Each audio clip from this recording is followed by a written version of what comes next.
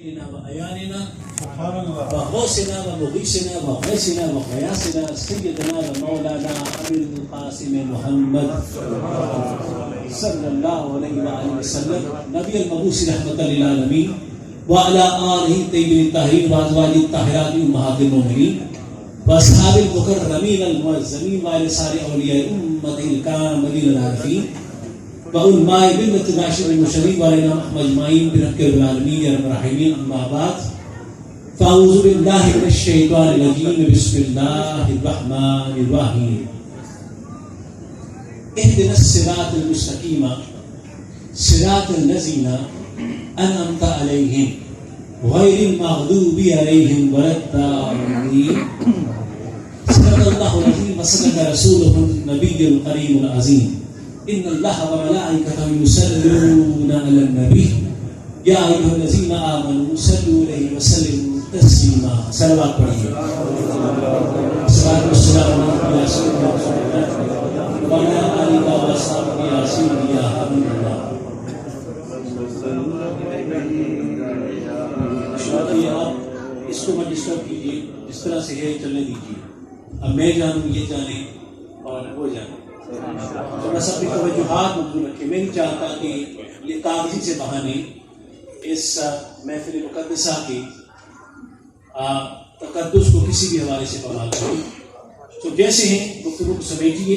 یہ چند دقیقے ہیں کہ جن میں ذکر کے گلدستے بنا کر آپ خدمت میں ہدیہ کرنا ہے. سوال جی وقار میں نے آپ کی خدمت میں سورہ فاتحہ کے نصف تا آخر آیات کو ہدیہ کرنے کا شرف حاصل کیا ہے. اور مقام تمہید میں یہ دعا ہے کہ مقاصد حاجات ہم سب کے گھروں میں جانے سے پہلے ہماری حاجت روائی فرمائے اور نبی آخر الزمان اپنی رحمتوں کا سایہ ہمارے سروں پر سلامت تا قیامت رکھے اور اولیاء کی فیض و برکات ہم سب کے قلب و ذہن کو مطار و منور و معطر کرتے رہیں. سوال کی وقار ان آیات کریمہ میں میرے پروردگار نے حضرت انسان کو یہ دعا سکھلائی کہ لوگوں اپنے انداز سے یہ دعا مانگو کہ اہدنا الصراط المستقیم. الہی ہمیں ہدایت عطا فرما صراط مستقیم کی جانب. اور یہ رستہ ان لوگوں کا رستہ ہے جو تیرے انعام یافتہ بندے ہیں، جو معتوب نہیں ہوئے، جو بھٹکے ہوئے نہیں ہیں. سوال کی وقار اگر آپ توجہ کریں تو خدا پروردگار ان آیات میں اپنے کچھ مخصوص انعام یافتہ بندوں کا ذکر کر رہا ہے کہ جب اللہ ان کو اپنے خصوصی انعامات سے نوازتا ہے تو فوراً صراط مستقیم کی طرف چل پڑتے ہیں. تو مقام تمہید میں کیا یہ جاننا ضروری نہیں کہ آخر وہ کون کون سے انعامات ہیں جو اللہ اپنے مقرب بندوں کو عطا کرتا ہے، جن کو ملتے ہیں وہ فوراً صراط مستقیم کی طرف چل پڑتا ہے. تو انعامات کی مد میں میرے اللہ نے سب سے پہلے سورہ نحل میں آواز دی کہ بسم اللہ الرحمن الرحیم فمن الذین فضلوا براد رزقهم علی ما ملکت ایمانهم فهم فیہ سواء افبنعمۃ اللہ یجحدون. خدا فرماتا ہے اللہ وہ ہے جس نے روئے زمین پر بعض کو بعض پر رزق میں فضیلت عنایت فرمائی، بعض کو بعض پر رزق میں درجہ عنایت فرمایا. تو وہ لوگ کہ جن کو ہم نے دنیا میں اضافی مال سے نوازا ہے تو وہ کیوں نہیں اس اضافی مال کو ان کے حقیقی وارثوں یعنی غلاموں تک واپس لوٹا دیتے تاکہ معاشرے میں توازن قائم رہ سکے. اور پھر فرمایا کہ تمہیں کیا ہوا ہے کہ تم اللہ کی نعمت کا انکار کرتے ہو. سلمان جی وقار عربی کی فصاحت پر غور کیجیے. خدا یہ نہیں کہہ رہا کہ غریبوں کا مال ان کو دے دو، بلکہ فرما رہا ہے کہ غریبوں کا مال انہیں واپس لوٹا دو. دیکھیے دے دیا اور واپس کر دیا میں فرق ہوتا ہے. یعنی خدا پیغام یہ دینا چاہ رہا ہے کہ مال حقیقتاً غریبوں کا تھا، امانتاً امیروں کو دیا گیا، اور اب خدا دنیا میں حکم کر رہا ہے کہ غریبوں کی امانت انہیں واپس لوٹا دو تاکہ معاشرے میں توازن قائم رہ سکے. اور پھر فرمایا تمہیں کیا ہوا ہے کہ تم اللہ کی نعمت کا انکار کرتے ہو. تو انعامات کی مد میں بیٹا بیٹھ جائیں، اللہ آپ کو جزائے خیر دیں، یہاں پر رکھ دیں. اب پہلے ہم ذکر مصطفیٰ سے اپنی پیاس کو بجھائیں گے. انشاءاللہ تعالیٰ بعد میں آپ کے لیے جسمانی اہتمام بھی ہے. اللہ پاک آپ کو جزائے خیر عطا فرمائے. بہت توجہ رکھیں. انعامات کی مد میں سب سے پہلے خدا پروردگار نے آپ کے رزق کو اپنا انعام قرار دیا. مال کو توجہ ہے آپ کی اپنا انعام قرار دیا. گنتے جائیے گا. تو پہلے مقام پر اللہ نے مال کو اپنا انعام قرار دیا. اچھا دوسرے مقام پر اسی سورہ نحل میں اسی آیت کے فوراً بعد ارشاد فرمایا کہ بسم اللہ الرحمن الرحیم وَجَعَلَ لَكُم مِّنْ أَزْوَاجِكُمْ بَنِينَ وحفظتهم ورزقوا من الطیبات افبالباطل یؤمنون وبنعمت اللہ یکفرون. خدا فرماتا ہے اللہ وہ ہے جس نے تمہیں تمہاری عورتوں کے پیٹ سے بیٹے عنایت کیے, بنینا تمہیں بیٹے عنایت کیے اور تمہیں پوتے عنایت کیے. اور خدا فرماتا ہے اللہ وہ ہے جس نے تمہیں طیب رزق عطا کیا. اور تمہیں کیا ہوا ہے کہ تم جھوٹی باتوں پر ایمان لاتے ہو اور اللہ کی نعمت کا انکار کرتے ہو. تو پہلے مقام پر اللہ نے آپ کے مال کو اپنا انعام قرار دیا اور دوسرے مقام پر آپ کی اولاد کو بھی اپنا انعام قرار دیا. تو کتنے انعامات ہو گئے؟ توجہ ہے آپ کی؟ کتنے انعامات ہوئے؟ آپ تک میری گفتگو پہنچ رہی ہے. یہ تمہیدی کلمات ہیں جن کا استعمال ہونا ضروری ہے, یہ بہت ضروری ہے. اس کے بعد مجھے آپ کے مزاج کو پلٹ کر آنا ہے. پہلے مقام پر آپ کے مال کو اپنا انعام قرار دیا اور دوسرے مقام پر آپ کی اولاد کو بھی خدا نے اپنا انعام قرار دیا. اب دو انعامات ہو گئے. اب تیسرے مقام پر اللہ نے آپ کی جان کو بھی اپنا انعام قرار دیا. ڈائریکٹلی نہیں کہا, انڈائریکٹلی کہا, یعنی بلا واسطہ نہیں کہا لیکن بال واسطہ فرمایا. اسی سورہ الحج میں آواز دی کہ بسم اللہ الرحمن الرحیم واللہ اخرجکم من بطون امہاتکم لا تعلمون شیئا وجعلکم السمع والابصار والافئدۃ لعلکم تشکرون. خدا فرماتا ہے اللہ وہ ہے جس نے تمہیں تمہاری ماؤں کے پیٹ سے اس حال میں باہر نکالا کہ لا تعلمون شیئا, تمہارے پاس کسی چیز کا کوئی علم نہ تھا, تم مطلق جاہل تھے, تم مطلق بے علم تھے, تمہارے اس کورے کاغذ پر ابھی ایک حرف بھی گندا نہ تھا. پھر اس اللہ نے تمہیں سننے کی طاقت عنایت کی, سمعا تمہیں سننے کی طاقت عنایت کی, والابصار تمہیں دیکھنے کی طاقت عنایت کی, والافئدۃ تمہیں محسوس کرنے کے لیے دھڑکتا ہوا دل دیا. یہ کیوں کیا؟ لعلکم تشکرون, تاکہ تم خدا کے شکریہ ادا کرنے والے بن جاؤ, اللہ کے شکریہ ادا کرنے والے بن جاؤ. دیکھیے یہ سننا دیکھنا دل ان سب کا تعلق کس سے ہے؟ آپ کی جان سے ہے نا, آپ کی زندگی سے ہے. تو تیسرے مقام پر خدا نے آپ کو زندگی عنایت فرمائی, جان عنایت فرمائی. کیوں؟ تاکہ تم خدا کے شکریہ ادا کرنے والے بن جاؤ.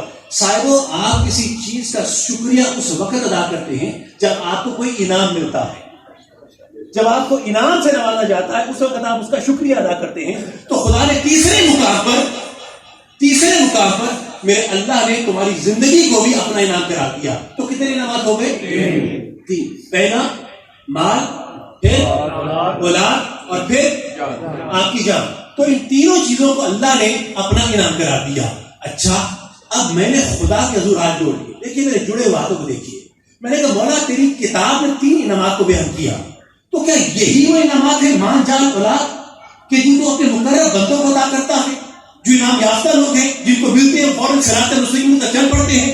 اور مولا معاف کری, اگر یہ وہ انعامات ہیں نا تو یہ انعامات تو فرعون کے پاس بھی بہت تھے. یہ مال جان اولاد یہ انعامات تو فرعون کے پاس بھی بہت تھے, یہ انعامات نمرود کے پاس بھی بہت تھے, یہ انعامات حمان کے پاس بھی بہت تھے, اور یہ انعامات ابو لہب ابو جہل کے پاس بھی بہت تھے, اور یہ انعامات تم نے یزید پلید کو بھی عطا کیے. تو کیا وہ بھی تیرے مقرر بندے بن گئے؟ کیا وہ بھی وہ انعام یافتہ بنتے ہیں کہ جو صراط مستقیم کی طرف چلتے ہیں ہمیں ان کے پیچھے چلنا چاہیے؟ تو جواب مرتضیٰ ہرگز نہیں, یہ وہ انعامات نہیں ہیں, کیونکہ وما اموالکم ولا اولادکم باللتی تقربکم عندنا زلفیٰ, یہ مال جان اولاد یہ انعامات تمہیں اللہ سے قریب نہیں کر سکتے. یعنی خرد ہوئی ہے زمان و مکان کی زناری, نہ زمان ہے نہ مکان. لا الہ الا اللہ, یہ مال و دولت دنیا, یہ رشتہ و پیوند, بتانے رحم و گمان, لا الہ الا اللہ. اے تکبیر, اللہ اکبر, اے رسالت, یا رسول اللہ, اے حیدری, یا آستانہ علیہ و مہار شریف, زندہ باد, پیر سید منتظام انشاءاللہ, جیوے جیوے مرشد جیوے. اللہ آپ کو جزائے خیر عطا فرمائے. یہ صاحبو, یہ گفتگو لگتا ہے میرے دوستوں کے مزاج پر بھاری نہ پڑے, لیکن اب میں چاہتا ہوں کہ جس مقام پر لے کے آیا اس مقام پر میں اپنی منزل سے اپنے آپ کو قریب کر لوں. یعنی یہ تمہیدی کلمات ہیں جن کا استعمال ہونا بہت ضروری ہے. یعنی اقبال نے کہا کہ خرد ہوئی ہے زمان و مکان کی زنار, نہ زمان ہے نہ مکان, لا الہ الا اللہ, یہ مال و دولت دنیا, یہ رشتہ و پیوند, بتانے رحم و گمان, لا الہ الا اللہ. تو اقبال بھی کہہ رہا ہے, قرآن بھی کہہ رہا ہے کہ مال جان اولاد کے انعامات تمہیں اللہ سے قریب نہیں کر سکتے. تو اس کا مطلب یہ سب دنیاوی انعامات ہیں, یہ سب بولیے یہ دنیاوی انعامات ہیں, اور یہ آپ کو اللہ سے قریب نہیں کر سکتے. اس کا مطلب کہ اس کے علاوہ کچھ اور بھی انعامات ہوں گے کہ جو اللہ نے اپنے خاص بندوں کے لیے مخصوص کیے ہیں، جن کو ملتے ہیں وہ صراط مستقیم کی طرف چل پڑتے ہیں. تو وہ دوسرا گروہ انعامات کا کون سا ہے؟ تو اب تک قرآن کا سہارا رہا ہے نا، تو ابھی قرآن سے پوچھتے ہیں کہ قرآن کو بیان کر کہ وہ انعامات کا دوسرا گروہ کون سا ہے. تو جاؤ جا کے دیکھا سورہ لقمان نے آواز دی کہ بسم اللہ الرحمن الرحیم وَأَسْبَغَ عَلَيْكُمْ نِعَمَهُ ظَاهِرَةً وَبَاطِنَةً. خدا فرماتا ہے ہم نے دنیاوی نعمتوں کے علاوہ کچھ روحانی نعمتیں بھی رکھی ہیں. یہ لیلا کا قصہ نہیں ہے کہ جو میں آپ کو بیان کر رہا ہوں، اور یہ کوئی ایسی داستان نہیں ہے کہ میں قرآن کی کھلی ہوئی کتاب آپ کے سامنے پیش کر رہا ہوں. یعنی خدا فرما رہا ہے کہ وَأَسْبَغَ عَلَيْكُمْ نِعَمَهُ ظَاهِرَةً وَبَاطِنَةً. ہم نے دنیاوی نعمتوں کے علاوہ کچھ روحانی نعمتیں بھی رکھی ہیں. تو اس کا مطلب وہ دوسرا گروہ روحانی انعامات کا ہے، باطنی انعامات کا ہے، جو اللہ اپنے مخصوص بندوں کو عطا کرتا ہے. جس کو ملتی ہے وہ فوراً صراط مستقیم کی طرف چل پڑتا ہے. تو دنیاوی نماز کا تو پتہ لگ گیا نا، اس میں کون کون سے مال، جان، اولاد کی نماز. تو اب سوال پیدا ہوتا ہے، کوشچن یہ ہے کہ ان روحانی نماز میں کون کون سی نماز ہے. تو اگر ہمیں پتہ لگ جائے تو ہم بھی اس کے پاک بندوں میں شامل ہو کر صراط مستقیم کی طرف چل پڑے. دل کرتا ہے نا کہ وہ کون کون سی نماز ہے. تو خدا کے واسطے میں آپ کو 2 منٹ کے لیے روک رہا ہوں. میرے جڑے ہوئے آپ دیکھیے، میرے جڑے ہوئے آپ دیکھیے، اور نبی کی توفیل مجھے بس 2 منٹ کا وقت دے دیجیے. میں بھی بیان کرتا ہوں وہ نماز کون سی ہے. پہلے یہ تو طے ہو جائے کہ اللہ تبارک و تعالیٰ جو قادر مطلق ذات ہے، اس نے نماز کو 2 گروہوں میں تقسیم کر دیا ہے. کوئی چاہتا تو تمام انعامات کو اپنے خون کا وسیلہ بنا سکتا تھا، بنا سکتا تھا نا. وہ قادر ہے، قدرت والا ہے، جو کوئی چاہے کر سکتا ہے. تو مولا تو سارے انعامات کو اپنے خون کا وسیلہ بنا سکتا تھا. یہ 2 گروہوں میں تقسیم کیوں کر دیا؟ ایک کو جسمانی کہہ دیا اور دوسرے کو روحانی کہہ دیا. اس کی وجہ کیا ہے؟ یہ وجہ سنتے چلیے، یہ ساری گفتگو کا مغز رکھیں گے. اگر یہ بات منتقل ہو گئی، میری کاوش شہرت ہے، میری کاوش شہرت ہے. یعنی خدا نے 2 گروہوں میں انعامات کو تقسیم بولیے کیوں کیا؟ پہلے کو دنیاوی کہا، دوسرے کو روحانی کہا. دیکھیے آپ سب جانتے ہیں کہ دنیاوی نعمتیں نکلی ہیں قبلہ دنیا سے. بولیے کہاں سے نکلی ہیں؟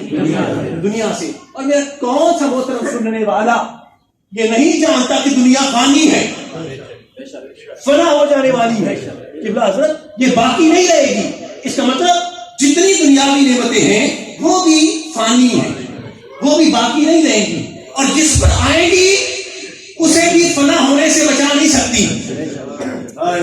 تو ہے آپ کی جتنی دنیاوی نعمتیں ہیں وہ فانی ہیں، جس پر آئے گی اسے بھی فنا ہونے سے بچا نہیں سکتی.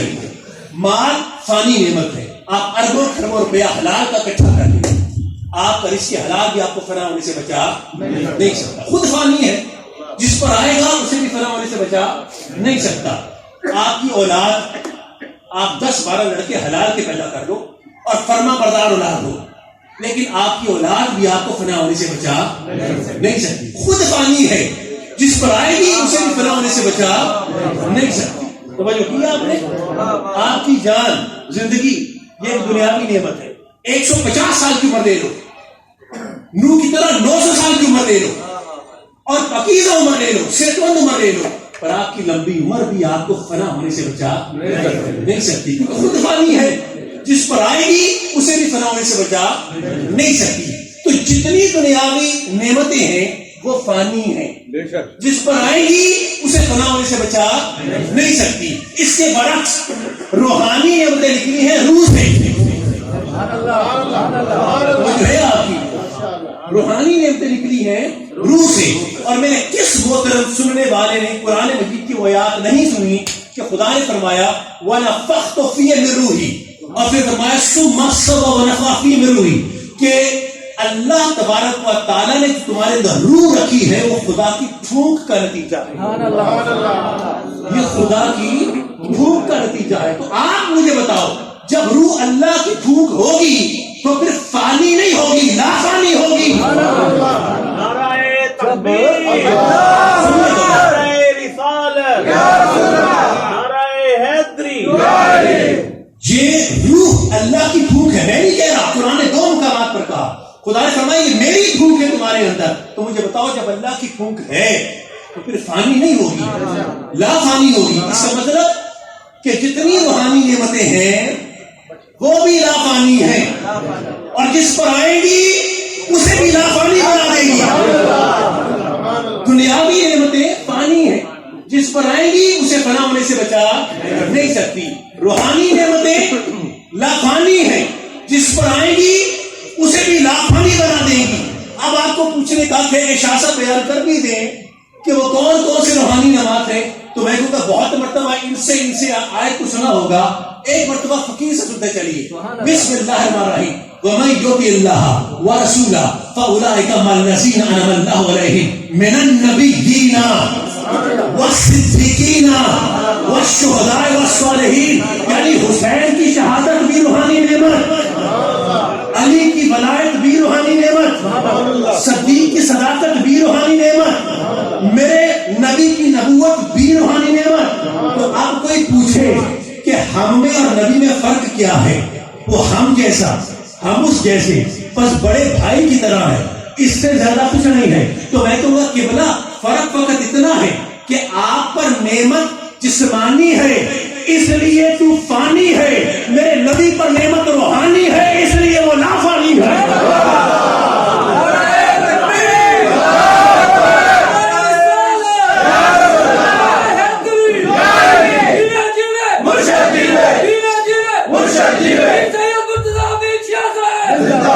ہم نے ایک ایک لفظ پر قرآن کی مہر لگائی ہے، اور آپ گواہ ہیں، اور یہ محفل پاک گواہ ہے۔ ہم نے کوئی چیز اپنی طرف سے بیان نہیں کی، ایک ایک مقام پر ہم نے قرآن کی مہر لگائی ہے، یعنی خدا فرما رہا ہے، خدا فرما رہا ہے اس آیت کے تبصرے سے۔ اب اگر پوچھے کوئی کہ فرق کیا ہے ہم جیسا ہے نبی، تو کہہ دو کتنا زیادہ فرق نہیں ہے، صرف اتنا کہ آپ پر نعمت جسمانی ہے اس لیے آپ فانی ہیں، میرے نبی پر نعمت روحانی ہے اس لیے وہ لا فانی ہے۔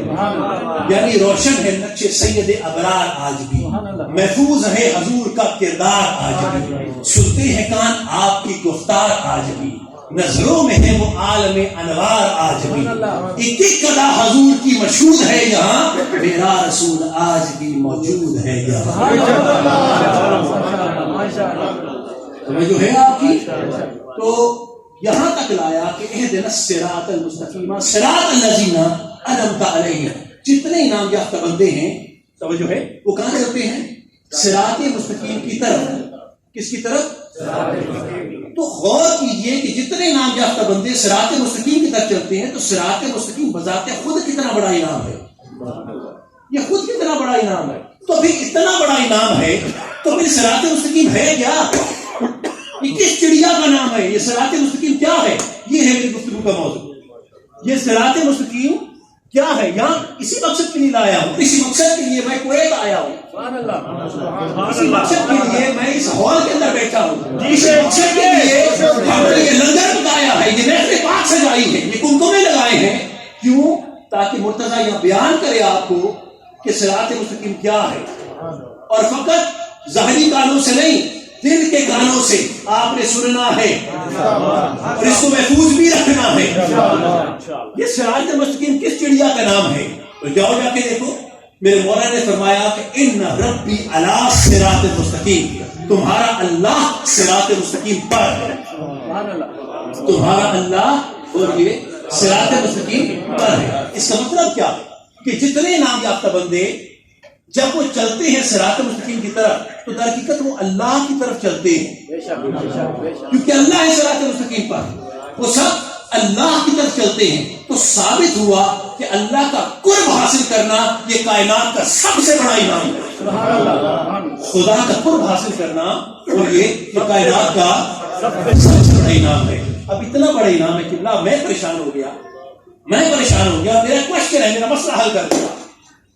دیکھیں انسان کو ہدایت کی پیاس ہے، یہ نفس وہ کھیتی ہے جس کو سیراب کرنے والا پانی ہدایت ہے، اور ہدایت کے لیے ضروری ہے کہ کوئی پریکٹیکل ماڈل آپ کے سامنے ہو جس کو دیکھ کر آپ اس کے پیچھے پیچھے چل سکیں۔ اب خدا کہتا ہے کہ میں ہوں صراط مستقیم پر، میں کھڑا ہوں، قبلہ یہ صاحب تشریف ان کا بچہ ہے، اللہ کو سلامت رکھے۔ یہ ایسے موڑ پر لے آیا ہوں میں آپ کو کہ اگر اس موڑ پر کہیں رک گئے تو یقین مانے گفتگو کے تقاضوں سے متصل ہونے میں ہمیں دشواری پیش آئی، اس لیے میں چاہتا ہوں کہ بہت بہت زیادہ توجہ رکھیے گا. یعنی پرابلم یہ ہے کہ خدا کہتا ہے کہ میں ہوں صراط مستقیم پر اور میرے پیچھے آنا ہے تم نے، تو مولا تیرا اپنا بنایا ہوا قانون ہے کہ حصے تیرا ادراک نہیں کرتی، حصے تیرا ادراک نہیں کرتی. تیرا اپنا بنایا قانون ہے کہ ہماری ظاہری آنکھیں تجھے دیکھ نہیں سکتی، ہماری ظاہری سماعتیں تجھے سن نہیں سکتی، ایسے ہی ہے نا، ہمارے ظاہری لفظ تجھے چھو نہیں سکتے، ٹچ نہیں کر سکتے، محسوس نہیں کر سکتے. اور مولا ہمیں تو ہدایت چاہیے اور ہم تیرے پیچھے چلنا چاہتے ہیں. تو کدھر ہے تو کہتا ہے میں صراط مستقیم پر کھڑا ہوں اور میرے پیچھے آؤ. تو مولا نظر تو آتا نہیں ہے، تو کدھر پائیں، کیسے نظر آئے تو صاحبو ہماری سوچ، ہماری فکر، ہمارا تدبر، ہماری تدبیر ہمیں یہ ماننے پر مجبور کرتی ہے کہ ایک ایسی ہستی کا وجود ضروری ہے جس کا چلنا اللہ کا چلنا ہو، جس کا اٹھنا اللہ کا اٹھنا ہو، جس کا بیٹھنا اللہ کا بیٹھنا ہو، اس کی کال میں خدا کی کال ہو، اس کی چال میں خدا کی چال ہو، اس کے حال میں خدا کا حال ہو، اس کے قرار میں خدا کا قرار، اس کے پیکار میں خدا کی پیکار ہو. تو وہ ہے کون کہ جو صراط مستقیم پر کھڑا ہو اور خدا کی صفات کا آئینہ دار بن کے کھڑا ہو، وہ اللہ کا حقیقی خلیفہ بن کے کھڑا ہو، جس کو دیکھے تو یقین کرے کہ ہاں اگر یہ صراط مستقیم پر ہے تو پھر اللہ بھی ہے. جو کیا آپ نے میرے جملے پر، اس کو دیکھے کہ ہاں اگر یہ کھڑا ہے صراط مستقیم پر تو ہاں پھر اللہ بھی صراط مستقیم پر ہے. تو وہ ہے کون؟ وہ ہے کون کہ جس کو ہم صراط مستقیم پر دیکھیں، جو اللہ کی صفات کا آئینہ دار بن کے کھڑا ہے، اس کو دیکھ کر یقین کریں کہ ہاں اگر یہ کھڑا ہے تو پھر خدا بھی صراط مستقیم پر ہے. تو ہم نے اس ہستی کو تلاش کرنا ہے. کس کو تلاش کرنا ہے؟ اس ہستی کو تلاش کرنا ہے جو صراط مستقیم پر کھڑا ہے اور خدا کا نمائندہ بن کے کھڑا ہے، خدا کا نمائندہ خلیفہ بن کے کھڑا ہے. اب رکے رکھیے، دیکھیے آپ اور ہم سب دعا کرتے ہیں کہ یا اللہ ہمیں صراط مستقیم پر رکھی. آپ کرتے ہیں دعا انفرادی طور پر، اجتماعی طور پر بھی. مرید اپنے پیر کو کہتے ہیں جناب دعا کیجیے اللہ ہمیں صراط مستقیم پر رکھے. کوئی آپ کرتے ہیں کہ نہیں کرتے؟ اولاد والدین کو کہتی ہے، شاگرد استاد کو کہتے ہیں، مقتدی امام کو کہتے ہیں جناب دعا کیجیے اللہ ہمیں صراط مستقیم پر رکھے. میں کون ہوتا ہوں آپ کی دعاؤں پہ شک کرنے والا؟ میں کون ہوتا ہوں آپ کی خواہشات پر پابندی لگانے والا؟ آپ کریں دعا، خلوص سے کریں، عجز و انکساری سے کریں، خضوع و خشوع سے کریں، آپ جانے آپ اللہ جانے. لیکن میں اس منبر کے توسل سے ایک جملہ ہدیہ کرنا چاہتا ہوں کہ آپ ساری عمر نیک عمل کر کے آپ دعا مانگیں کہ اللہ ہمیں صراط مستقیم پر رکھے، اس کے باوجود بھی آپ صراط مستقیم پر نہیں آ سکتے. توجہ کی آپ نے؟ آپ نیک عمل کی بنیاد رکھ کر، نیک عمل کی بنیاد رکھ کر آپ یہ دعا مانگیں کہ یا اللہ ہمیں صراط مستقیم پر رکھ، اس کے باوجود آپ کبھی صراط مستقیم پر نہیں آ سکتے. آپ نے غور نہیں کیا، آپ دعا کیا کرتے ہیں؟ اہدنا الصراط المستقیم، الہی ہدایت عطا فرما صراط مستقیم کی طرف، ٹورڈز صراط مستقیم، صراط مستقیم کی جانب. یہ نہیں کہتے صراط مستقیم پر. توجہ کیا آپ نے؟ یہ میرے دوست توجہ کر رہے ہیں؟ جیسے صاحب یہ صاحب اچھا قبلہ حضرت اگر یہ گفتگو مس کر دی تو وہ آتے رہیں گے. اچھا دوست کو لا رہے ہیں، چلے لائیے. نعرہ تکبیر، نعرہ حیدری، نعرہ رسالت.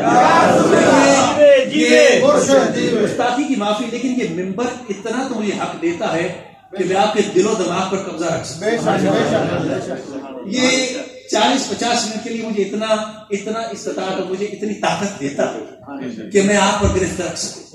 ورنہ آپ جانے آپ کے معاملات کی زندگی جانے، توجہ ہے آپ کی. لیکن جتنے عرصے مجھے بٹھا رکھا ہے نا، تو اتنے عرصے میں مجھے یہ حق دیں کہ میں آپ سے خطاب کروں جیسے خطاب کرنے کا حق ہے. توجہ ہے آپ کی. اچھا تو ہم نے کہا کہ الہی ہدایت عطا فرما صراط مستقیم کی طرف، اہدنا الصراط المستقیم. یہ نہیں کہتے صراط مستقیم پر، یہ نہیں کہتے کہ صراط مستقیم کی طرف. دیکھیں جملے کے وزن کو محسوس نہیں کیا آپ نے. میں چیلنج کو تھوڑا بڑھاتا ہوں. بڑے بڑے آئمہ، غوث، کتب، ابدال، فقہا، مجتہدین، بلکہ اس سے بھی آگے بڑھوں، بڑے بڑے اصحاب یہ نہیں کہہ سکتے کہ وہ صراط مستقیم پر ہے. خدا کی قسم نہیں کہہ سکتے کہ صراط مستقیم پر ہے. نہیں، ابھی بھی آپ نے جملے کو ابھی بھی آپ نے جملے کو محسوس نہیں کیا. چلے میں اس کو اور وزنی کرتا ہوں. بڑے بڑے انبیاء، بڑے بڑے رسول، نہیں، اولو العزم پیغمبر یہ نہیں کہہ سکتے کہ وہ صراط مستقیم پر ہے.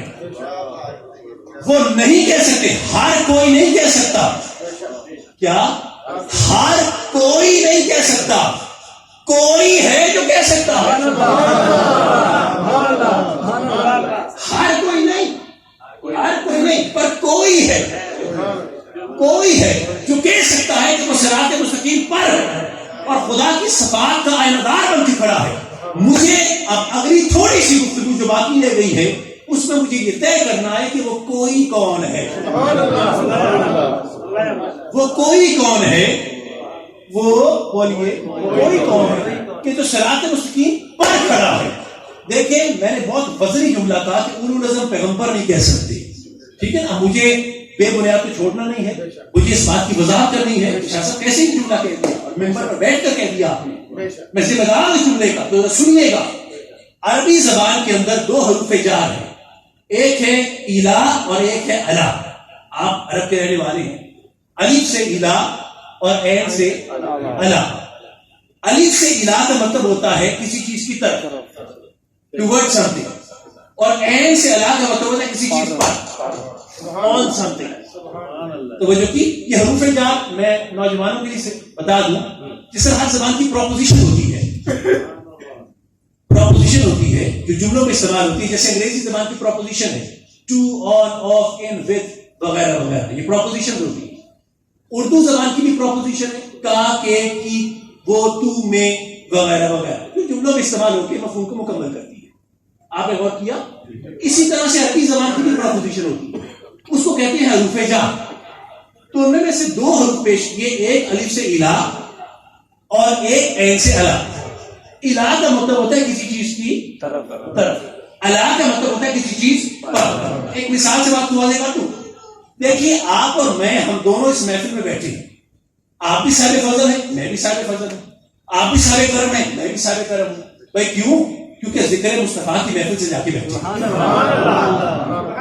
سب صاحب فضل ہیں. اس کے باوجود آپ میں اور مجھ میں فرق ہے، اور وہ فرق یہ ہے کہ آپ سب کے سب اس ممبر کی طرف منہ کر کے بیٹھے ہیں. میں اکیلا ہوں جو ممبر پر بیٹھا ہوں. آپ کے لیے الہ ہے، میرے لیے الا ہے.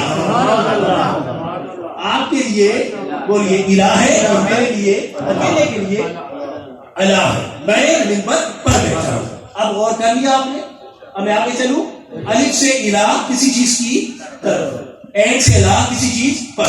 میں نے کیا کہا تھا کہ بڑے بڑے رسول نہیں کہہ سکتے کہ وہ صراط مستقیم پر ہے. تو جاؤ جا کے دیکھنا سورہ نحل کی آیت غالباً 121 ہے یا 122 ہے، جہاں پر میرے اللہ نے جناب ابراہیم علیہ السلام کے کچھ فضل کو بیان فرمایا، ان کے اوصاف گنوائے. توجہ ہے آپ کی؟ یعنی ان کے اوصاف گنوائے، بڑے بڑے اوصاف. یعنی وہ رسول ہے کہ خدا نے فرمایا قال انی جاعلک للناس اماما، کہ اس کو ہم نے مختلف آزمائشوں میں پرکھا، یہ کھڑا اترا تو ہم نے اسے لوگوں پر امام مقرر کر دیا. یہ کائنات کا پہلا رسول ہے جس سے امامت کا آغاز ہوتا ہے. ابراہیم پہلا ہے جس سے امامت ولایت کا آغاز ہوتا ہے. جناب ابراہیم علیہ السلام بڑی شان ہے. بے آب و گیا زمین پر آباد ہوتے ہیں، خدا کا پہلا گھر تعمیر کرتے ہیں، آتش نمرود میں کود جاتے ہیں، اپنے بیٹے اسماعیل کی قربانی دیتے ہیں. بڑا فضل ہے. لیکن خدا پروردگار نے کے فضل گنوایا، اور گنوانے کے بعد اسی آیت پر جس کا نشان پیش کیا، خدا نے جملہ لکھ دیا. فرمایا اجتباہ وحدہ الہ صراط مستقیم. ہم نے ابراہیم کو چن لیا اور ہدایت کی صراط مستقیم کی طرف، اور نہیں الا نہیں، الہ صراط مستقیم. میں آپ کو کھلا چیلنج دے رہا ہوں، جو پورا 30 پاروں کا قرآن کھول کے لے آؤ. مجھے کہیں سے ایک مقام لا کے دکھا دو جہاں لکھا ہو کہ ابراہیم صراط مستقیم پر ہے. ایک مقام لا کے دکھا دے. بخدا میں اسی وقت ممبر چھوڑ دوں گا, میں دوبارہ کبھی نہیں آؤں. لیکن میں جانتا ہوں آپ کو پورے قرآن میں کہیں نہیں ملے گا کہ جہاں لکھا ہو کسی بھی طرح سے کہ ابراہیم صراط مستقیم پر ہے. یہی ملے گا کہ وہ صراط مستقیم کی طرف ہے. توجہ ہے آپ کی؟ اعلان الہ صراط مستقیم. لیکن میں نے فقط ابراہیم کا چیلنج تو نہیں دیا, میں نے تو آپ کو 1,23,999 انبیاء کرام کا چیلنج دیا. ایسی کہا ہے نا, یہ سبھی کا چیلنج دیا ہے نا.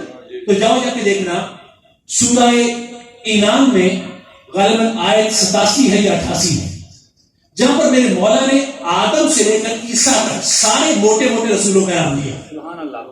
ابھی کھولنے میرے سامنے خدا کی کتاب اور اس نشان کو نکالے جہاں پر آدم سے شروع ہوا میرا اللہ اور گیا جناب عیسیٰ مسیح کا, اور سارے برگزیدہ رسولوں کے نام لکھے اور ایک ایک دو حروف کے ساتھ ان کا فضل بیان کیا. اور فضل بیان کرنے کے بعد خدا نے آخر میں مشترکہ طور پر سب کے لیے جملہ لکھ دیا. فرمایا وَاجْتَبَيْنَهُمْ وَهَدَيْنَهُمْ إِلَىٰ صراط مستقیم. ہم نے سب کو چن لیا اور ہدایت کی صراط مستقیم کی طرف. الا نہیں آپ تو گفتگو منتقل ہوئی میری.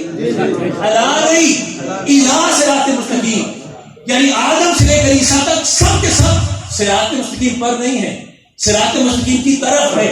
میں دوبارہ چیلنج دے رہا ہوں آپ کو, ابھی میرے یہاں پر بیٹھے ہوئے پورا قرآن کھولو 30 پاروں کا, سب مل کے کھولو, اور مجھے آدم سے لے کر عیسیٰ تک کسی ایک بھی نبی کے لیے لا کے دکھا دو کہ اس کے لیے لکھا ہو کہ وہ صراط مستقیم پر ہے.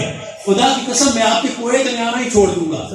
بڑا اچھا موقع ہے مجھے روکنے کے لیے, امیگریشن والے نہیں روک سکتے پر آپ روک لیں مجھے, پر میں جانتا ہوں نبی کے غلام کو روک نہیں پائے گا.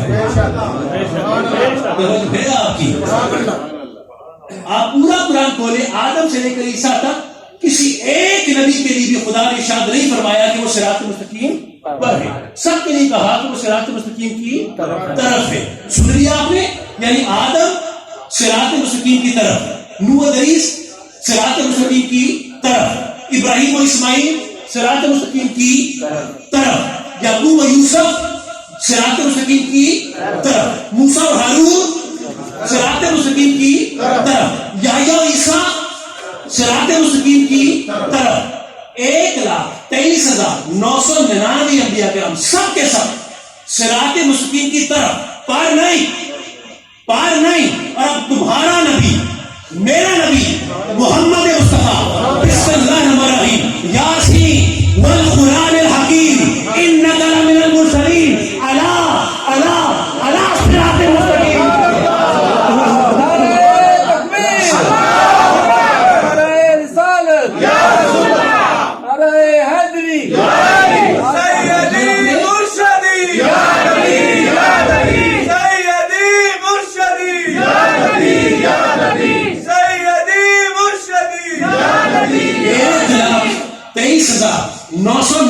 انبیاء کرام سب کے سب صراط مستقیم کی طرف پر نہیں. اور تمہارا میرا نبی خدا نے فرمایا یاسین والقرآن الحکیم انک لمن المرسلین علی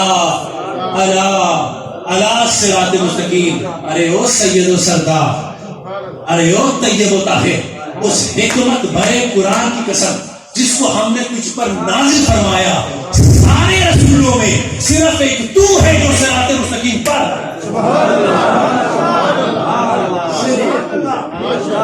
صرف ایک تو ہے جو صراط مستقیم پر ہے. تو آج قرارداد پاس ہو گئی کہ صراط مستقیم کچھ بھی نہیں, میرے مصطفیٰ کے قدموں کے نشانات ہیں. حضور چلتے جاتے ہیں, پیچھے صراط مستقیم بنتی چلی جاتی ہے. تو میرے حضرت فرماتے تھے جتھے یار قبر خدا ہوتے خدا سرودا بوٹا, یعنی جہاں یار کی ادا وہاں پر خدا کی رضا. تو یہ قرارداد ہم نے پاس کر دی کہ صراط مستقیم میرے مصطفیٰ کے نقوش پا ہے, حضور کے قدموں کے بولیے نشانات ہیں, اور کچھ بھی نہیں ہے صراط مستقیم. تو حضور ہے صراط مستقیم پر. یہ باتیں ہو گئی. اب آئیے ذرا اصل موضوع کی طرف. گفتگو کمپلیٹ ہے, مکمل ہو گئی, پر عقیدہ مکمل کر کے جانا ہے. گفتگو تو ہو گئی مکمل بھی، ہو گئی ہے مکمل، لیکن بس مجھے عقیدہ مکمل کر کے اور آپ کی دعائیں لے کے چلے جانا ہے۔ میں جان رہا ہوں کہ روحانی غذا پوری ہونے کے مراحل جو ہیں وہ بہت قریب ہیں، اور اس کے بعد جسمانی مراحل شروع ہو جائیں گے، تو اس لیے میں نہیں چاہتا کہ میں زیادہ دیر تک حائل رہوں، لیکن ذکر مصطفیٰ سنیے تاکہ اس سے اس محفل کی ہر لحاظ سے لذت دوبارہ ہو جائے۔ تو پہلی نبی صراط مستقیم پر، ٹھیک، اب حضرت امام حسن عسکری رضی اللہ تعالیٰ یہ ائمہ اہل بیت کے 11ویں امام ہیں۔ کتنے؟ 11ویں امام۔ ان کی تفسیر ہے تفسیر حسن عسکری، یہ بڑی معروف تفسیر ہے، یہ مدارس میں بھی پڑھائی جاتی ہے، ہمارے اناف کے ہاں بھی رکھی جاتی ہے۔ کون؟ حضرت امام حسن عسکری، ائمہ اہل بیت کے 11ویں امام، ہمارے بھی امام حضرت مجدد الفسانی شیخ احمد سرندی فروخی جو ہمارے پیشوا ہیں، ہم نقشبندیوں کے مجددیوں کے پیشوا ہیں، وہ فرماتے ہیں کسی شخص کو ولایت میں سے رتی برابر حصہ نہیں مل سکتا جب تک کہ 12 اماموں کی ولایت اور غوث پاک کی ولایت پر اس کا ایمان نہیں، اسے رتی کو چھو نہیں سکتا ولایت کو۔ اور کتنے افسوس کی بات ہے کہ اگر آج میں پوچھوں آپ دوستوں سے تو کتنوں کو 12 اماموں کے نام آتے تو زبانیں گونگی ہو جائیں گی، کئیوں کو پتہ ہی نہیں ہوگا، اور جن کو پتہ ہے ان کو ترتیب کا پتہ نہیں ہوگا۔ چیز ہماری تھی، بے قدری کی اور غیروں کے سپرد کر دیا، یہ بھی ایک موضوع ہے، کبھی بیان کریں گے، لیکن جس مقصد کے تحت میں نے آپ کا نام انعامی استعمال کیا اسے سنتے جائیے۔ تفسیر امام حسن عسکری جو ہے اس کے اندر امام پاک نے ہجرت کا واقعہ لکھا ہے۔ فرماتے ہیں جب مکے کے اندر حضور پر حالات تنگ کر دیے گئے اور خدا نے حکم فرمایا کہ تو اب ہجرت کر جا مدینے کی طرف، تو میرا نبی سب سے پہلے گیا اپنے برادر علی کے پاس اور جا کے فرماتے ہیں کہ علی کیا تو اس بات پر راضی ہے کہ آج کی رات تو میرے بستر پر نفس محمد بن کے لیٹ جائے؟ توجہ ہے آپ؟ غور کیا آپ نے؟ یعنی نفس محمد بن کے لیٹ جائے، یعنی اگر کافر میرے قتل کا ارادہ کرے تو میری جگہ تو قتل کر دیا جائے۔ علی نے کہا یا رسول اللہ میں راضی ہوں، میں راضی ہوں۔ اب علی کی رضائیں لینے کے بعد میرا نبی اس کے پاس گیا کہ جو رفیق بھی ہے، شفیق بھی ہے، عتیق بھی ہے، صدیق بھی ہے۔ لیکن میں نقشبندی ہوں، میں نے تو بات کرنی ہے، میرا پیشوا ہے۔ دیکھیے حضرت امام حسن عسکری فرماتے ہیں، میں نے 11ویں امام تفسیر ہے ان کی، وہ فرماتے ہیں وہ جناب صدیق اکبر کے پاس گئے اور جا کے پوچھتے ہیں، سنیے الفاظ کو، بالکل تفسیر کے الفاظ ہیں۔ فرماتے ہیں اے ابو بکر کیا تو اس بات پر راضی ہے کہ آج کے سفر میں تو میرا رفیق بن جائے؟ نہ صرف یہ بلکہ جن بلاؤں اور وباؤں میں گرفتار ہو جاؤں تو بھی میرے ساتھ گرفتار ہو جائے۔ نہ صرف یہ بلکہ میری وجہ سے تیرے خاندان والے بھی اذیتیں اٹھائیں۔ نہ صرف یہ بلکہ میرا ساتھ دینے کی وجہ سے تیرے قبیلے والے تجھ پر سرکشی کے تانے لگائیں۔ کیا تو ان باتوں پر راضی ہے؟ تو تفسیر کے الفاظ ہیں، تفسیر امام حسن عسکری کے، کہ جناب سیدنا صدیق اکبر کی آنکھوں میں موٹے موٹے آنسو آ گئے، ٹپ ٹپ ٹپ آنسو بہنے لگ گئے۔ امام حسن عسکری فرماتے ہیں کہ یا رسول اللہ صدیق کا حال کیا پوچھتے ہیں؟ صدیق کا اٹھنا، صدیق کا بیٹھنا، صدیق کا جینا، صدیق کا مرنا، یا رسول اللہ سب کا سب آپ کے لیے، سب کا سب آپ کے لیے۔ اب سنیے گا جو جملہ حضور نے فرمایا۔ حضور نے جب حال دیکھا تو کہا ابو بکر اگر تیری زبان تیرے دل کے موافق ہے، اگر تیری زبان تیرے دل کا ساتھ دے رہی ہے، موافق ہے، تو میں اللہ کا آخری نبی، آمینہ کا لال، عبداللہ کا یتیم اور خدا کا آخری نبی اس بات کی گواہی دیتا ہوں کہ پھر اللہ تجھے میرے ساتھ وہ مقام عطا کرے گا کہ جو ایک جسم کو اپنے سائے کے ساتھ ہوتا ہے، جو جسم کو اپنے سائے کے ساتھ ہوتا ہے۔ یعنی ہمارا عقیدہ ہے کہ حضور کا سایہ نہیں تھا، پر جو سائے کی طرح جڑ کے رہا وہ میرے جناب سیدنا صدیق اکبر کے ساتھ تھی، وہ جناب سیدنا صدیق اکبر کی ذات تھی جو سائے کی طرح جڑ کے رہی۔ اب مجھے بتائیے، لاجیکل سوال ہے، مجھے بتائیں جہاں جسم ہوتا ہے وہیں پر سایہ ہوتا ہے، جہاں جسم ہوگا وہیں پر سایہ ہوگا۔ تو جسم ہے نبوت، سایہ ہے صداقت، جسم ہے نبوت، سایہ ہے صداقت. یعنی اگر نبوت پیکار میں تو صداقت بھی پیکار میں، اگر نبوت کوسار پہ صداقت بھی کوسار پہ، اگر نبوت غار میں صداقت بھی غار میں، اگر نبوت قرار میں صداقت بھی قرار میں، اگر نبوت میزار میں صداقت بھی میزار میں، اور اگر نبوت صراط مستقیم پر تو پھر صداقت بھی صراط مستقیم پر. تبھی تو اقبال نے کہا کہ پروانے کو شمع، بلبل کو پھول بس، صدیق کے لیے ہے خدا کا رسول بس. صدیق کے لیے ہے خدا کا رسول بس. تو اگر صدیق اکبر نبی کا سایہ ہے تو پھر اگر حضور صراط مستقیم پر ہیں تو حضور کا سایہ جناب صدیق اکبر وہ بھی صراط مستقیم پر ہے. تو کیا کہا ہم نے یہاں تک آتے ہوئے کہ نبی بھی صراط مستقیم پر، میرا صدیق بھی بولیے صراط مستقیم پر. مجھے مجدد پاک کا قول یاد آ گیا، فرماتے ہیں ہمیں فیض نبوت بوسیلہ جناب صدیق اکبر ملتا ہے اور فیض ولایت بوسیلہ جناب مولا علی ملتا ہے. مولا علی ملتا ہے. تو نبی تو ہو گیا، صدیق بھی ہو گیا صراط مستقیم پر. اب ایک اور ہے، ایک اور ہے، اس کے لیے براہ راست قرآن مجید میں آیت آئی ہے. چلیے میرے ساتھ سورہ نحل کی طرف، آیت 76 یا 77 ہے. بسم اللہ الرحمن الرحیم. وَضَرَبَ اللَّهُ. دیکھیے میں نے ابھی آپ سے پہلے کہا تھا کہ آپ تو مجھے کر رہے ہیں، میں نے جملہ کہا تھا کہ میرا نبی ہے جس کے لیے اللہ کا لفظ آیا قرآن میں نے کہا تھا، آپ نے سنا کہ صرف نبی کے لیے آیا کہ حضور صراط مستقیم پر ہے، اعلیٰ صراط مستقیم. میں نے کہا نا خدا کی قسم میں نے غلط کہا تھا، میں نے قصدن غلط کہا تھا، جان کے غلط کہا تھا. اس مقام کے لیے جہاں پر نہیں کرایا ہوں میں آپ. ایک اور بھی ہے، ایک اور بھی ہے جس کے لیے قرآن مجید میں اعلیٰ کا لفظ آیا، وہ بھی صراط مستقیم پر ہے، اور وہ یہ جس کا نشان میں نے پیش کیا سورہ نحل آیت 76 یا 77. بسم اللہ الرحمن الرحیم. وَضَرَبَ اللَّهُ مَثَلًا رَجُلَيْنِ أَحَدُهُمَا أَبْكَمُ لَا يَقْدِرُ عَلَىٰ شَيْءٍ وَهُوَ قَلِيلٌ عَلَىٰ مَوْلَهُ أَيْنَمَا يُوَجِّهُ لَا يَأْتِي بِخَيْرٍ هَلْ يَسْتَوِي مَن يَأْمُرُ بِالْعَدْلِ وَهُوَ عَلَىٰ صِرَاطٍ مُسْتَقِيمٍ. عَلَىٰ صِرَاطٍ مُسْتَقِيمٍ. خدا ایک مثال پیش کرتا ہے گونگے بہرے شخص کی جو اپنے مالک پر بوجھ ہے. جب اس کا مالک کسی کام سے بھیجتا ہے تو کبھی خیر کی خبر نہیں لاتا. خدا فرماتا ہے کیا ایسا شخص اس کی برابری کر سکتا ہے جو عدل کا حکم دیتا ہے اور صراط مستقیم پر ہے؟ جو عدل کا بولیے حکم دیتا ہے اور صراط مستقیم پر ہے. تنگ تو نہیں پڑ گئے؟ پڑھ بھی جاؤ.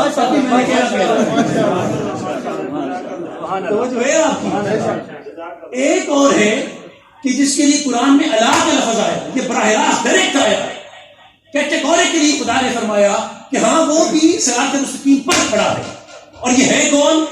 یہ کون ہے جس کے لیے اللہ کا لفظ آیا؟ تو شان نزول سنیے. حضرت عبداللہ ابن مسعود رضی اللہ تعالی عنہ، یہ جلیل القدر صحابی ہیں. ہم احناف امام اعظم کے پیروکار جو ہیں نا، ہم احناف کا یہ عقیدہ ہے کہ امام اعظم نے جو زیادہ تر روایات نقل کی ہیں نا اپنی فقہ کو ترتیب دینے کے لیے، وہ ابن مسعود کہتی ہے. اس کی وجہ کیا بیان کرتے ہیں؟ خود حضرت امام اعظم کیا وجہ بیان کرتے ہیں؟ فرماتے ہیں یہ وہ صحابی رسول تھے جو حالت نماز میں بالکل حضور کے پیچھے کھڑے ہوتے تھے. حضور کے پیچھے آپ کی نالین پاک کو سینے پہ باندھ کے رکھتے تھے، یا سینے پہ. یہ امام اعظم فرماتے ہیں. اور آپ کا جو سال مبارک تھا، چھڑی تھی، اس کو بھی نماز کی حالت میں اپنے ساتھ رکھتے تھے. آپ کہتے ہو نماز میں نبی کا خیال آ جائے تو نماز باطل ہوتی ہے. ارے وہ تو رسول کی جوتیاں بھی سینوں پہ باندھ کے رکھتے تھے. شوق تیرا اگر نہ ہو میری نماز کا امام، میرا قیام بھی حجاب، میرا سجود بھی حجاب.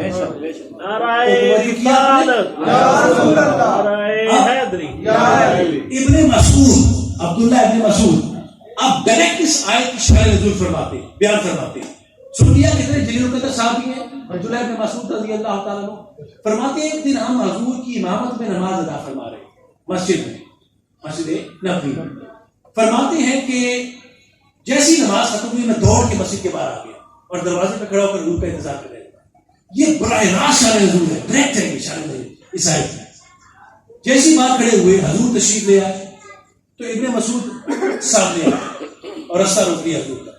فرماتے یا رسول اللہ اپنے گھر تشریف لے جانے سے پہلے میرے سوال کا جواب دینے جائے. ذرا سنیے گا. آپ نے فرمایا ابن مسعود سوال پیش کر. انہوں نے کیا یا رسول اللہ ہم یہ تو جانتے ہیں کہ قرآن مجید میں آپ کے لیے اللہ کا لفظ آیا کہ آپ صراط مستقیم پر ہیں, آپ صراط مستقیم پر ہیں. یہ سورہ نحل میں دوسرا کون ہے؟ یہ دوسرا کون ہے جس کے لیے اللہ صراط مستقیم کا لفظ آیا کہ وہ بھی صراط مستقیم پر ہے؟ کوشچن سن لیا آپ نے. اب کیا ہوتا ہے کہ میرا بھائی یہاں سے کوئی اٹھے, جیسے ابھی اٹھتے تھے تو میری توجہ ہٹ جاتی ہے, ہٹتی ہے.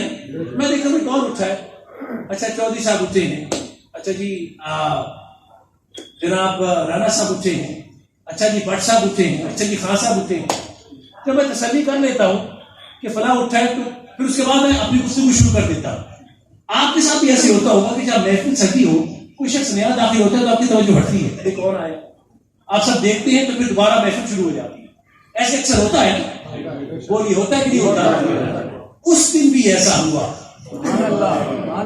جس دن کا واقعہ پیش کر رہا ہوں اس دن بھی ایسا ہوا. ادھر ابن مسعود نے سوال کیا یا رسول اللہ وہ دوسرا کون ہے جس کے لیے قرآن میں اللہ کا لفظ آیا؟ تو مسجد کے دوسرے دروازے سے جناب علی پاک نکلے. دوسرے دروازے سے جناب علی پاک نکلے. ابن مسعود نے مڑ کے دیکھا کون ہے, اچھا سبحان اللہ, تاجدار حلقہ آئے, حسنین کے بابا آئے, فاطمہ کے شوہر نامدار آئے, مصطفیٰ کے برادر آئے, جناب علی پاک آئے. جب تسلی ہو گئی پھر واپس مڑے میرے نبی کی طرف. اچھا یا رسول اللہ بیان کیجئے وہ دوسرا کون ہے جس کے لیے قرآن میں اللہ کا لفظ آیا؟ تو حضور کے چہرے پہ مسکراہٹ آئی. فرماتے ابن مسعود اپنی آنکھ سے دیکھتا ہے پھر پوچھتا ہے کون ہے. اپنی آنکھ سے دیکھتا ہے اور پھر پوچھتا ہے کون ہے.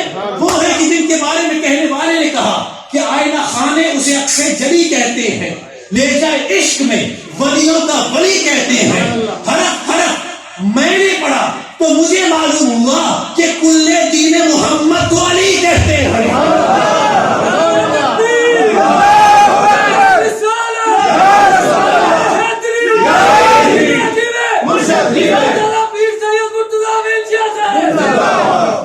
تو میں نہیں کہہ رہا, قرآن کہہ رہا ہے کہ علی پاک کی ذات بھی صراط مستقیم پر ہے. تو تین درجے ہو گئے, نبوت بھی صراط مستقیم پر, صداقت بھی صراط مستقیم پر, ولایت بھی صراط مستقیم پر. میرے مجدد کا قول پورا ہوا کہ نہ ہوا؟ نبی بھی صراط مستقیم پر, صدیق بھی صراط مستقیم پر, علی بھی صراط مستقیم پر. اب آخری بات سنو اور مجھے دعا دے دو. ایک چوتھا بھی ہے, تو کہتے ہیں میں بھی ہوں, میں کھڑا ہوں, دھکے سے کھڑا ہوں, زبردستی کھڑا ہو گیا, مہلت مل گئی اس کو قیامت تک کے لیے. وہ کہتا ہے میں کھڑا ہوں گا. یہ وہ تھا جب خدا نے کہا کہ سجدہ کر, جس کو میں نے اپنے دونوں ہاتھوں سے بنایا, تو اس نے انکار کیا. خدا نے کہا فاخرج دفاع ہو جا میری بارگاہ سے, نکل جا. اور وہ یہ کہتا ہوا گیا کہ قال فبما غویتنی لاقعدن لهم صراطک المستقیم. مولا تو نے مجھے گمراہ کیا. اچھا یہاں بھی ایک بات سمجھنے والی ہے کہ شیطان نے کہا کہ اللہ نے گمراہ کیا, تو یہ عقیدہ کہ گمراہ اللہ کرتا ہے یہ کہاں سے آیا ہے؟ توجہ کیا آپ نے؟ یعنی خدا فرماتا ہے اِنَّ سَعْيَكُمْ لَشَتَّىٰ, تمہارے عمل پر بندہ ہے تمہارے. اور یہ عقیدہ کہ اللہ گمراہ کرتا ہے یہ ابلیس کا عقیدہ ہے, مومن کا عقیدہ نہیں ہے. یہ مومن کا عقیدہ نہیں ہے, یہ ابلیس کا عقیدہ ہے کہ اللہ گمراہ کرتا ہے. اس نے کہا مولا تو نے مجھے گمراہ کر دیا, میں وعدہ کرتا ہوں تیرے صراط مستقیم پر بیٹھوں گا اور تیرے آنے جانے والوں کو گمراہ کرتا رہوں گا. میں کہا کہ نہیں کہا؟ کہا نا. اب میرا سوال پیدا ہوتا ہے کہ شیطان بیٹھا ہے صراط مستقیم پر اور آنے جانے والوں کو گمراہ کرے گا. بات واضح نہیں ہوئی. وہاں پر آنے جانے والوں کو گمراہ کرے گا. بھائی کون آئے جائیں گے وہاں پر؟ تین ہی تو درجے بیان کیے. نبوت ہے صراط مستقیم پر, صداقت ہے صراط مستقیم پر, ولایت ہے صراط مستقیم پر. تو اگر شیطان گمراہ کرے گا تو یا تو نبی کے پاس جانے والوں سے گمراہ کرے گا، یا صدیق کے پاس جانے والوں سے گمراہ کرے گا، یا علی کے پاس جانے والوں سے گمراہ کرے گا۔ تو اب اگر آپ نے دیکھنا ہے کہ یہاں شیطان کا کون ہے اور رحمان کا کون ہے، تو زیادہ فلسفوں میں جانے کی ضرورت نہیں ہے، چند نعرے لگا کے دیکھ لو۔ پہلے تو نعرہ تکبیر، پھر نعرہ رسالت، نعرہ تحقیق اور نعرہ حیدری۔ اگر چہرے پر ناراضگی آ جائے تو سمجھنا کنی ہے، اور اگر چہرہ مسکرا اٹھے تو سمجھنا سنی ہے۔